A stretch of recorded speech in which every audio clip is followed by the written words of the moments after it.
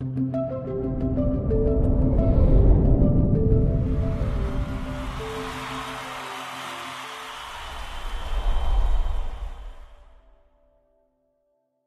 Jen, how you been doing?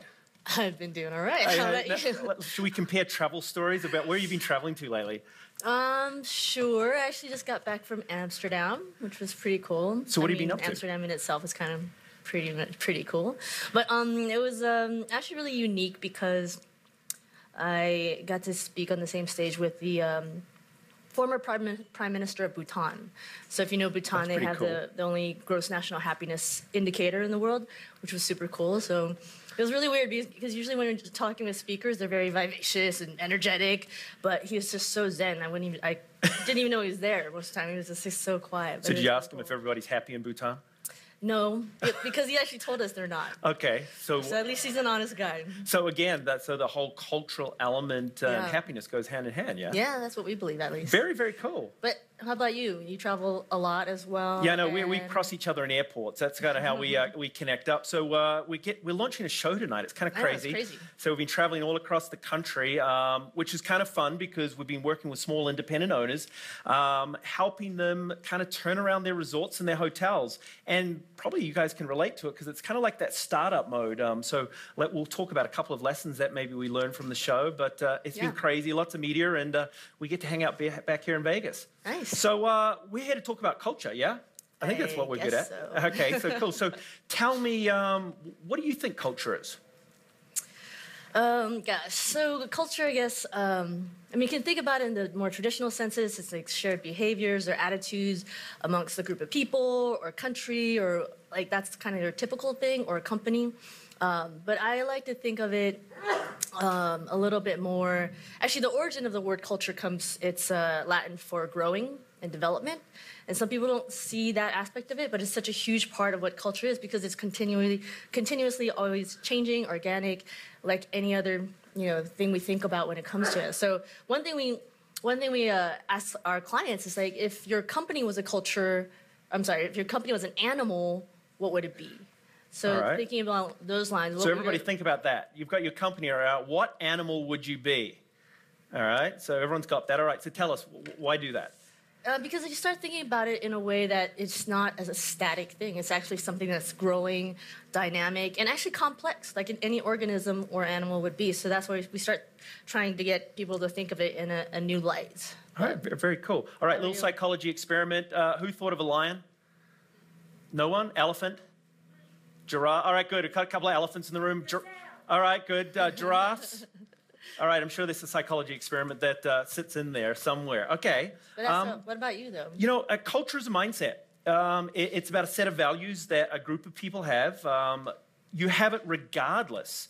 In your organization, whether you like it or not, there is a mindset there. I think the real question when we go into a lot of organizations is how many mindsets are there? And that's really one of the lessons that we talk a lot about with the startups, small businesses. You can't afford to have multiple mindsets because if you've got many different cultures at work, what tends to happen is you're not focused on the same objective. You start working over the top of each other. You might stay really, really busy, but it's kind of like that old adage, you might be busy, but what are you busy about? So that mindset is so critical to us, and I think it's becoming even more so because if you look right now and what goes on in America, we've shifted from this very manufacturing sort of focused business model to one that's more service focused, more about the customer. And as you sort of fit perfectly, culture is about people, isn't it? It's about this growing organism. So once you're starting moving from the static idea of things and to focus more on how do you take care of people, I think this is why culture has become such a critical question for so many companies today. Have you got that mindset and that alignment that's ultimately allowing you to be successful? So tell me, when you go into a company, what do you look for to be able to tell you what their culture's about? Apart from asking them if they're an animal. Or what animal they would be. Well, I tried to look at the non-traditional indicators. So how I look at culture and actually how I look at happiness is partially the stories that are told and the stats behind it.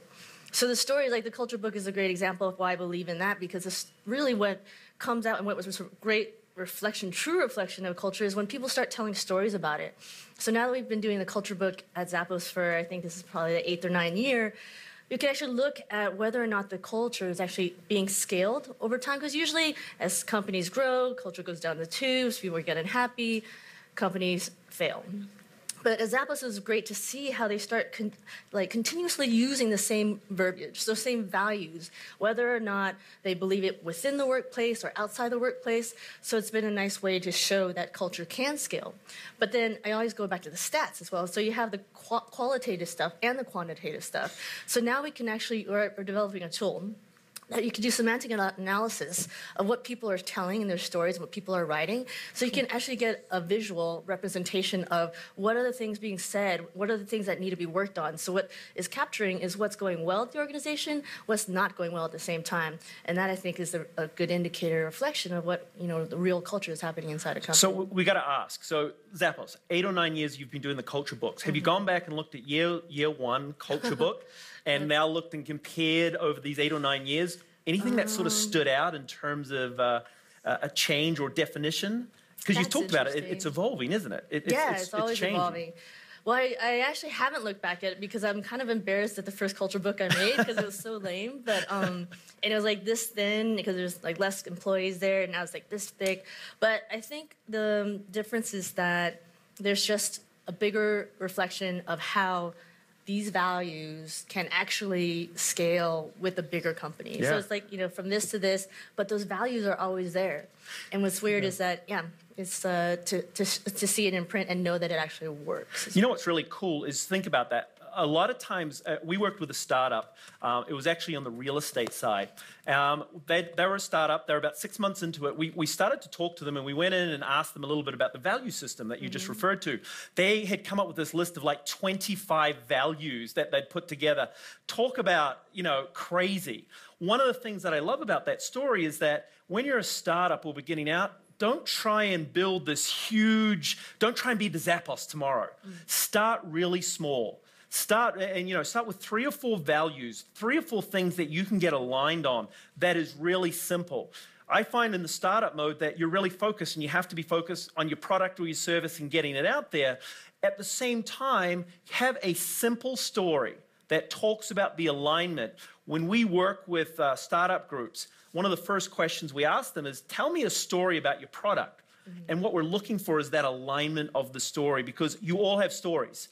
And I always think that one of the things I look for when a company's not quite right or there might be a problem is that when you start to listen to the stories and they're kind of diverging, there's different goals, there's different ideas and themes coming through. So when you're first starting out, keep it simple. It's okay to have a book this thin, and hopefully when you're a big success like Zappos in 10 years' time, it'll be this big. So, it's a great sort of way to challenge and think about your progress over a period of time. Yeah, totally. So, what are the mistakes they made? What's an unhealthy culture? What do you think, how do we end up with this story that isn't quite right, or these multiple cultures going on? I think one of the biggest lessons learned at Zappos, at least, was that we didn't start early enough. It actually started thinking about culture about 5-6 years into its existence, and a lot of people thought that wasn't the case. They thought, they probably started from day one, so therefore that's why it's so easy for them. But number one, is never easy. Commitment is hard, to stick to this whole notion of employee well-being and happiness, having a strong culture. But I'm kind of curious, though, everyone in the audience, raise their hands, like, how many of you believe that you need to start culture from day one? Cool. And then how many of you actually started culture on day one? That's a good story right there. Yeah. So, that's case in point, and we're totally guilty of that too, because it is so difficult, because you start thinking, I'll get to it when I'm at least like holding my head over water and I'm sleeping more than 2 hours a day, and then you keep on reinforcing this thing that I'll get to it when, but then it just never actually happens. So I think that's the biggest thing, is that just realizing there's no good time to start it. It's just now. But one of the things you always talk about, when we pass each other in the airports, is keep in mind, a culture is going to happen anyway. True? Right. So whether you think about it or not, whether you actually write something down on paper, there is a culture developing in your company from day one. The question is always, are you in control of it? Have you put a couple of rules in place or values in place which is aligning that initial team? So don't just think, well, I'm not going to get around to sort of putting a culture together. It's starting. And I think that's one of the things that you always talk about is that if you don't start putting some formalization and some organization around it, then often it becomes whatever anybody wants it to be. I always find in a startup, when you're first beginning out, start small, start easy, get a couple of ideas down on paper, and it's a great test of your business partnership. You might only be starting with a couple of people initially, but check in with each other every month or so, and what you wrote down, and there's kind of 3 fundamental questions I always ask. What makes your company unique? What's the customer getting excited about? What do you want to be known for? What do you want the customer to talk about when you're out there? And what are the 3 things that you believe the ideal employee in your company should look like? Those simple 3 questions, put them down on paper, and then watch it evolve and check in with each other every now and again. Because as you said, it's going to change. The ideal employee in a startup at some point will start to evolve. You'll either need to get more employees, but there'll be that change. What you want to be known for will start to evolve. I think the pieces recognize that putting a culture down on paper or writing some values down, it can evolve and change over a period of time, but it's about checking in and making sure that alignment is definitely still there. Yeah. So if you see unhealthiness, so if you go into a group and you see that something's not quite right, so what do you do? Because that's what we do. What do you do? Well, unfortunately, that's the majority of the cases of all the companies out there. There's this crazy stat, Gallup poll, 2012, said they basically did a poll of the whole workforce in the whole world. And they came out with 87% of the world's workforce feel disengaged from their everyday work. I mean, if you think about that, that's just crazy. I mean, we spend most of our waking hours at work, and most of the world is unhappy at work. So that in itself just shows, unfortunately, every company, or most of the companies that we step into have this sense of something's not right. We're not happy, and therefore we're not producing as high enough, we're not being as productive, we're not engaged with our work, and in the end of the day, who suffers? Not just the employees, it's the companies as well. So that's why we come from this very oftentimes, can be seen as simplistic plane of happiness. It's like we come in and say, you know what, it's not all about the profits, right? It's not all about how do we drive the profits and reduce our expenses. It's like, how do we as a company find and align ourselves to our purpose so that every day I want to come to work because I feel engaged with my coworkers, they're my friends. I feel engaged with my everyday activities. I feel engaged with the higher purpose of the company. How do we change it around so that we're no longer framing as another long day at work, especially in the startup culture, because you know you're going to be spending so many hours hammering away at this idea of yours. And one time you're going to be sitting at the bottom of the well looking up thinking, how the hell did I get here? And why am I doing this? And so that's why it's so important. Simon Sinek has this great book, Start with the Why.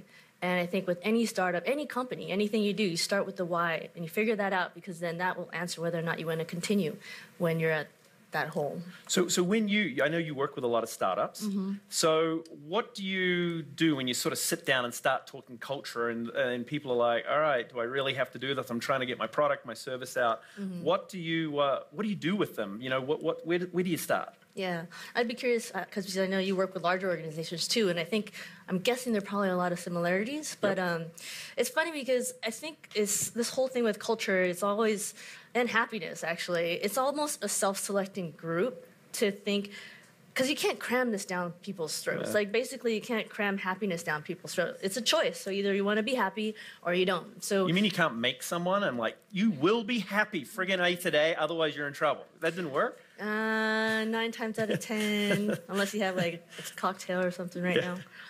But you really just can't force it. You either get the concept that if you have happier employees first, then you'll have happier customers, and then you'll actually have a more profitable, sustainable business. But at the same time, you're creating more meaningful lives, not just within your company, outside of your company, your customers, and like basically your ecosystem. What are you doing for the greater world? what's your higher purpose? What's the meaning behind just building your widget or creating a service? Yeah, you know, one of the things that we get challenged on, we're working with a huge automotive. So BMW, you guys know BMW? Pretty cool brand. Talk about a successful company. They have a great thing, a great product. Yet we've been working with them, and we got brought in really 2 years ago now, and they knew that something wasn't right within their culture. They were selling a ton of things, but I'm not sure if you've ever gone and tried to buy a BMW. One of the most arrogant group of people you'll come across in terms of salesmen. You know, literally when we started testing and assessing them, we had this situation where, you know, you'd go in and say, hey, I'm interested in a car. They'd ask a couple of questions. You'd ask a couple of questions back, and you weren't sure. They'd say, hey, take it or leave it. This arrogance was just amazing to us. And they got away with it because there was a lack of competition. Their thing was so damn good for such a long period of time, they got away with murder. Now it's changed. Now everybody can deliver a quality luxury automobile out there. So all of a sudden, they've kind of woken up and said, all right, we can't be the biggest asses on the market anymore. We got to kind of wheel it in just a little bit. And that's not to say they're not still pretty arrogant about their product. I'm not saying, is there any Germans in the audience? I'm married to one. It's a German thing, but that's okay. But there's a certain thing that, you know what, I've got a really damn good product. What do I need to do? Well, all of a sudden, you've got huge competition. And what's the competition doing? I'm not sure, and again, taking you into the automotive world, you've probably heard of Lexus. Lexus does not have a superior product by any means. It is basically a Toyota, which is a really good car, with a really cool luxury brand on. But what did they work out? They worked out how to take care of the customer better than anybody else. They started to talk to the customer. They started to deliver a better experience. They didn't just sit back and go, I got the best thing. You know, you go to a Lexus dealership in San Diego, there's a Ruth's Chris steakhouse sitting in the damn thing now. You can go into some of these dealerships and the experience is off the chart. But what they worked very early on is that, listen, if my thing's not as good as your thing, how do I compete in today's world? Well, it's become a lot easier if you listen and focus on customer. And to be able to be great with the customer, you actually need to have employees that love what they do. Happy employees, kind of where you come from all the time. So one of the biggest things that you've got to come back is you can't make someone love or want to take care of other people. You actually have to inspire it. You have to create a culture that people want to be in each and every day. So we've been going through this process with BMW, and the challenge is that as we've shifted their focus from being so manufacturing focused to now being customer focused, you have these resistance points. You literally have some people at the dealership that just say, this is a load of BS. Why do I need this? I'm selling, and I'm selling at 100 miles an hour. Because the franchise model allows them to do that. You guys know about Tesla? Tesla's the greatest thing to hit the automotive industry. Why? Because they've changed the model.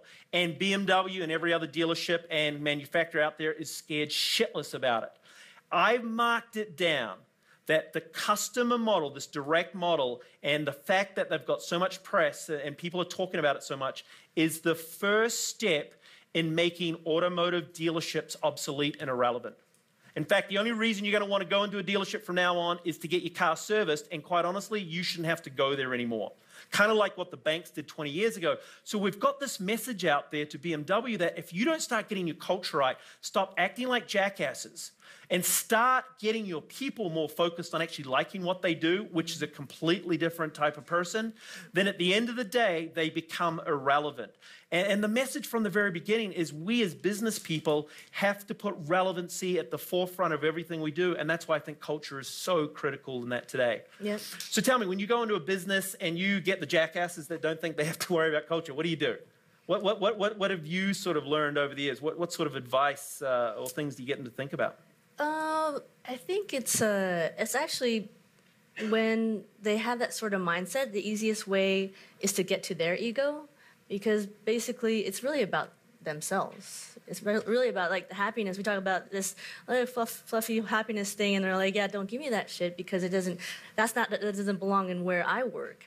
But when you turn it to them and ask them, like, well, really, is this what truly is bringing you happiness? If we define happiness by the science of it, and basically is you're being true to yourself, authentic self, you're living out your passions and your purpose, are you really doing those things? And and there's so many people, whether or not they're a millennial or a baby boomer, so many, no matter where they've been, what age, they look and they think about it and they start reflecting, you know what? I am actually so far from there. So when you get it to the point where they can see it's really a reflection of them inside, then I think they're more open to, okay, this is starting to make sense now because it really is about me. So I'm going to let you in on a little secret. So this is my biggest challenge forever. So we're launching a TV show tonight. So I don't expect any of you guys to watch it because you're going to be drunk and you're in Vegas. So fuck it. But the bottom line is, I've worked in hotels for years, and the biggest thing is you go in and you talk to these owners or these business people about, you know, their culture or better customer experience. And you kind of run up against the brick wall because they, you know, it's ROI and all these things. Well, on the show, because we had to kind of cram it in for TV and reality and all that stuff, we started using hidden cameras. Talk about one of those things to break down the barriers. So we actually show these owners through our cameras what customer service is actually happening, what it's like interacting with their customers, what it's like to work there. We capture staff talking, you know, how sucky the owner is. We see, you know, customers complain. And all of a sudden, you see these owners kind of going, oh my God, that's me. And it's about me. Because at the end of the day, culture is so much influenced by the leadership group. Mm-hmm. And that's why I think it's so important that as leaders, as business people, you've got to get your arms around culture early. Here's the simple thing. If you don't create a set of rules or values in your workplace, someone else will. Remember, every workplace has informal leaders, people that just kind of start to have a louder voice, people that kind of take control of things. So as the business leader, put some simple rules around it and make sure that everybody adheres to it, because human nature, particularly our millennials, and again, I know there's some of you that are out there, if you aren't given a set of rules or you think the set of rules are stupid, guess what? You'll create a whole new set. And that starts to create this type of tension in the organization. And many times owners, particularly in the startup mode, you guys work, you know, in your company, you're doing everything, you're wearing 15 different hats. Sometimes you don't take a step back and go, have I got the right people? Is everybody talking the same story? Are we aligned? Because you're literally trying to get shit done. And that was what these small hotel owners were going through. We peeled them back. We showed them some stuff on the camera, and it was like, oh, my God. So, you know, think about that. I'm not telling you to get hidden cameras in the workplace, though it could be interesting. But as owners, be willing to peel yourself back every now and again. Take a step back and be objective and ask yourself, you got the right people? Are you telling the same story? And make sure, most importantly, that you're putting yourself in the customer's shoes every now and again. And it's tough, but if you don't do it, you'll go down this path where you'll put all this money, all this effort, and everything you go on the line, and you'll wake up one morning and go, fuck, nobody wants my product. Nobody's got what I want. And you know what? I've got a group of people that are out doing all these different things. So, you know, keep that in mind. There's some really good lessons that sit out there. Mm-hmm. So, what do we do to turn this thing around? What's your kind of the 6-step process? What do you have to go through to kind of get a culture turned around? If people are sitting out there and going, shit, I maybe need to you know, think a little bit more about my culture. What advice? Well, I don't have 6 steps, but what we do start with is we just try to keep it as simple as we can. I mean, everyone is on this continuum of whether or not they are just starting or they've already been on this track. But I just see it as an ongoing journey. It's never really going to end, because this idea of being committed to cultures, because of the fact it's always changing, it's always dynamic. Every person that walks in and every person that walks out that door will change it. So there's no really step. It's, do you want to embark on this journey or not? So, but in terms of where we start, we always boil it back down. There's some people sitting out there going, fuck, I'm not on this journey yet. What happens right now? How do I get on this journey? Because it's tough. You've said before, yeah, it's tough. It is tough. But it's really not that. I mean, it basically is a decision. Do you want to be part of the journey or not? So it's never too late to start, because there's never a great time to do it. Because again, it's not easy, but the work and the effort and the commitment you put into pays off in spades, not just for your company, but for your own life.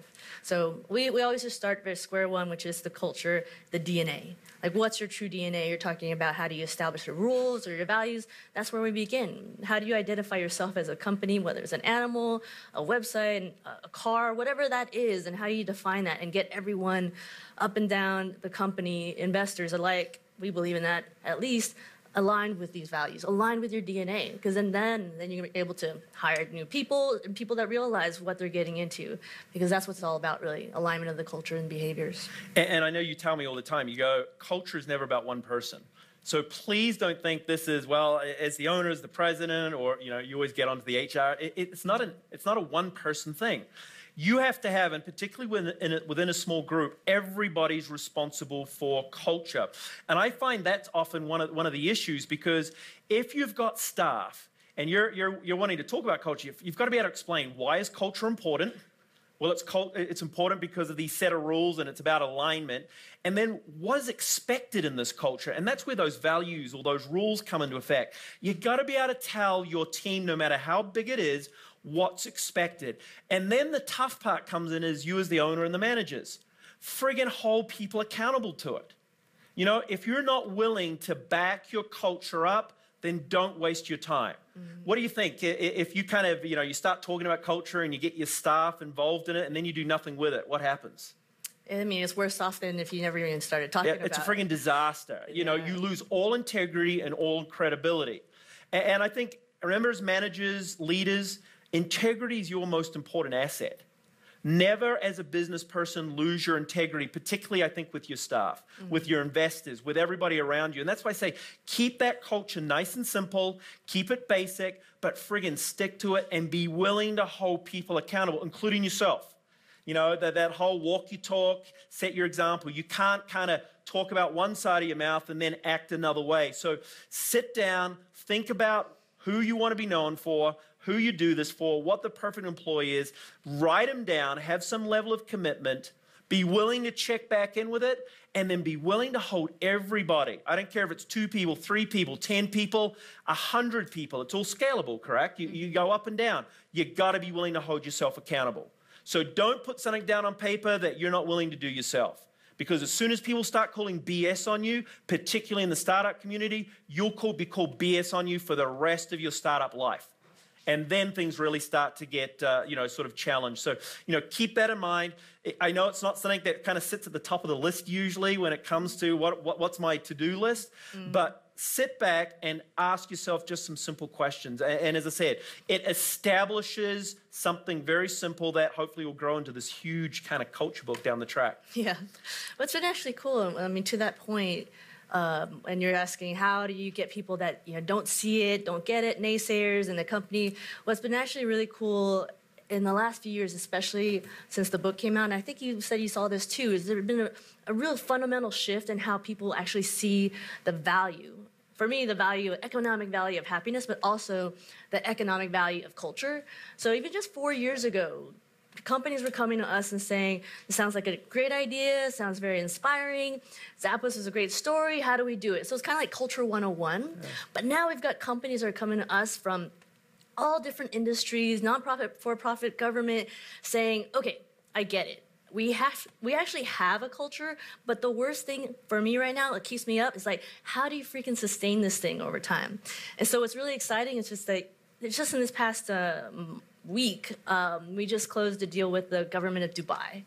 And I had no idea. Now, there's a culture shift right there. Okay. And I mean, you guys know Dubai, right? Dubai, in some ways, is like more extreme than Vegas, I feel at least. Like, they have hotels with concierges on every level. And You're talking my language. Yeah, now. You like that. Cool. Oh, yeah, he's a hotel guy. But, I mean, just to know that when you have such an extreme place, it's almost like people thinking about Vegas is like, what? How can they be developing all this stuff in Vegas? Who wants to do that? I think it's the same thing in Dubai. And what's the indicator here is that people are changing and understanding what's the real value of these things. So whether it's a startup to a whole government, what's great is that it's become more of a common understanding and knowledge and language as to what's most important, at the end of the day. And I think it's so cool. And my biggest thing that I've seen with the importance of culture is selection. And again, another element there that I really want to talk about, for the startups. The reason to define the values and the rules is that when you hire the next person into your company, you make sure they're culture fit, not job fit. It is easy to find someone, the next person to write code for you, the next person to help you with your product out the door. But if they're not culturally aligned with you, they can really F up your company really quick. Culture fit is critical. If you've got 3 values, and the most important questions you ask when you're about to bring the next person onto your company is, are you aligned with how we do business? And I can tell you a lot of stories of startups that have really gone south because all of a sudden they hired those first couple of people. They didn't look at culture fit. They wanted the best person to kind of nail the job, and that ended up coming back to haunt them. So the last couple of years, the biggest shift I've seen is people realizing, don't just hire the most experienced person out there. Hire the person that's going to get on with your team, culturally fits with your team, and it's amazing, kind of how easy things come out. So please, if you've got aspirations to grow, expand, and to take over the world, get your set of rules in place, because the next person you want to hire, make sure they're on board with you. Yeah, it's a funny story. There's a lot of people. Have you guys taken the Zappos tour? Who's gone on tour? Cool. All right, you're in Vegas. When in Vegas? So when people take Zappos tour, they come to meet Delivering Happiness employees. They often come back with the same questions, like, why is everyone what drugs are they on was the question. I was like, wow, yeah, exactly. It's amazing. Happiness drugs. Yeah, you put something in the water, you pump them drugs. But I fundamentally believe that, number one, we hire the people that are smiling to begin with.